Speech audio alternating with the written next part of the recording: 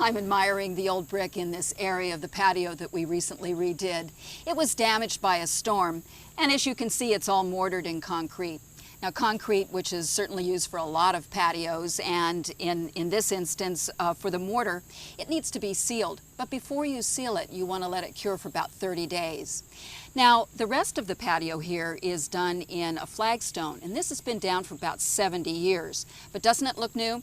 That's because it was just recently cleaned.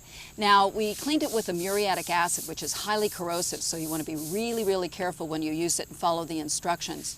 But after that, it is important to seal the patio, and we're going to do that with a clear sealer. Regardless of what kind of product you use, it's generally a porous product, whether it's some kind of stone, concrete, or brick. So you always want to make sure that you've sealed it properly. And this is something that I choose to do about every 2 to 5 years on my patio to keep it looking the best it possibly can.